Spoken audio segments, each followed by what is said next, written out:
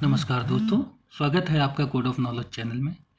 क्या आपको पता है कि इंडिया का 150 साल पुराना कानून आईपीसी अब इतिहास बन चुका है। अब इसके बदले नया एक क्रिमिनल कानून आया है, भारतीय न्याय संहिता 2023। अब इसमें क्या बदला गया है, क्या हटाया गया है और आम जनता को इससे क्या फ़र्क पड़ेगा, हम इस वीडियो में डिटेल में जानेंगे। इंडियन पेनल कोड यानी आईपीसी को साल 1860 में अंग्रेज़ों ने बनाया था। 150 साल तक भारत ने उसी कानून को फॉलो किया, लेकिन वक्त के साथ अपराध और टेक्नोलॉजी दोनों बदल गए। अब सरकार ने क्रिमिनल जस्टिस सिस्टम को मॉडर्न बनाने के लिए 3 नए कानून लाए हैं। भारतीय न्याय संहिता बीएनएस आईपीसी की जगह, भारतीय नागरिक सुरक्षा संहिता 2023 ये सीआरपीसी की जगह पे आया है, और भारतीय साक्ष्य अधिनियम 2023 ये एविडेंस एक्ट की जगह पे आया हुआ है। तो आइए अब हम लोग देखते हैं इसका टाइमलाइन।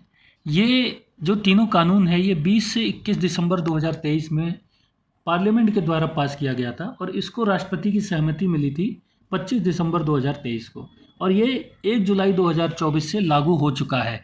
इसका मतलब अब 1 जुलाई 2024 के बाद जितने भी आपके ऑफेंसेस होंगे वो ये तीनों एक्ट कवर करेंगे।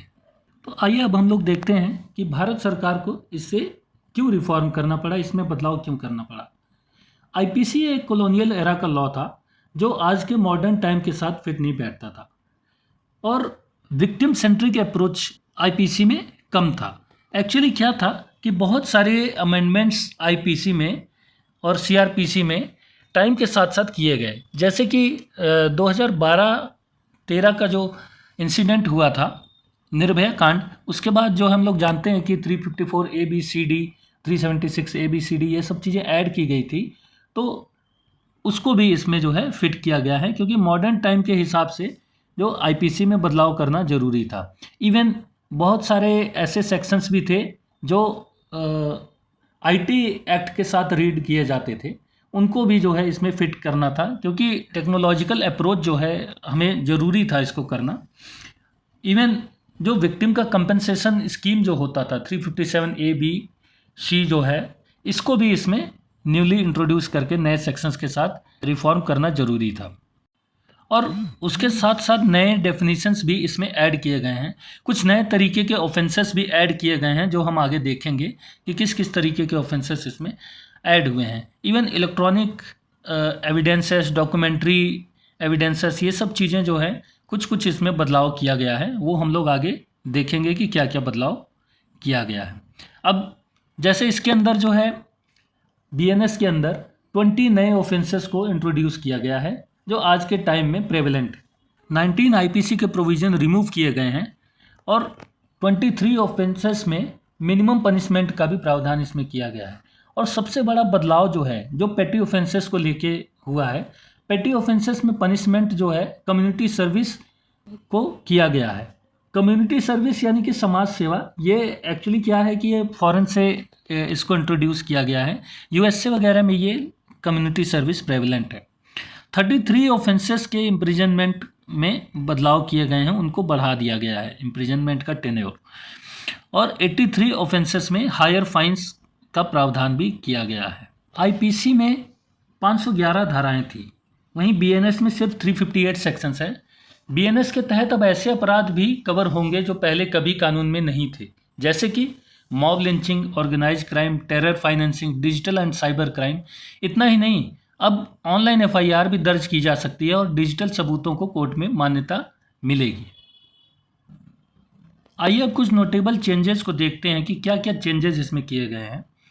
सेक्शन 69 जो था मॉब लिंचिंग, अब बीएनएस के तहत सीधा अपराध हो गया है, जबकि पुराने आईपीसी में मॉब लिंचिंग का ऐसा कोई प्रावधान नहीं था।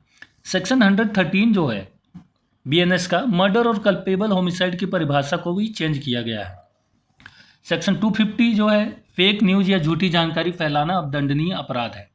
सेक्शन 73 में महिलाओं के खिलाफ अपराधों को और सख्ती से लिया जाएगा। सेक्शन 356 में डिजिटल सबूतों की वैधता को पूरी तरह स्वीकार किया गया है, और सेडिशन को सोवर्निटी प्रोटेक्शन क्लॉज से रिप्लेस किया गया है। राजद्रोह यानी सेडिशन की धारा 124A को हटा दिया गया है। तो अब यह सवाल उठता है कि आम आदमी पर इसका क्या असर पड़ेगा। आपको अपने अधिकार और नए कानूनों की जानकारी होनी चाहिए। पुलिस और कोर्ट की कार्रवाई में टेक्नोलॉजी आएगी, फेक एफआईआर और गलत खबरें अब ज़्यादा गंभीर अपराध हो जाएंगे। महिलाओं, बच्चों और बुजुर्गों की सुरक्षा को प्राथमिकता दी जाएगी। यानी अब कानून सिर्फ अंग्रेज़ों का नहीं, भारत के लोगों की सोच से बना होगा। और इस कानून को कैसे इम्प्लीमेंटेशन कराया जाएगा, ये भी सवाल है। इसमें 1 जुलाई 2024 के बाद पुलिस और जुडिशियल ट्रेनिंग के प्रोग्राम्स पूरे इंडिया में लगाए जा रहे हैं। इवन DLSA या लीगल सर्विस अथॉरिटी जो है वो भी इसमें काफ़ी बड़ा रोल प्ले कर रहा है।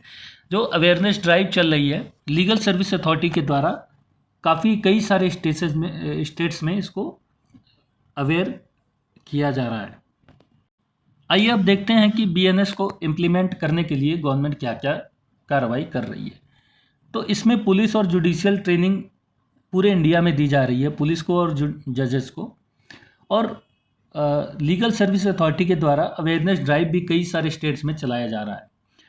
और नए नए सेक्शंस जो हैं, पहले FIR रजिस्टर सेक्शन 154 CRPC में हुआ करता था, अब वो सेक्शन चेंज होकर 173 BNSS बन गया है। और फाइनली BNS का मकसद जो है speedy justice, tech based investigation और जनता की सुरक्षा है। क्या आपको ये बदलाव सही लगते हैं? कमेंट करके बताइए। और ऐसे ही लीगल अपडेट्स के लिए लाइक, शेयर और सब्सक्राइब जरूर करें। मिलते हैं नेक्स्ट वीडियो में, तब तक के लिए जय हिंद, जय भारत।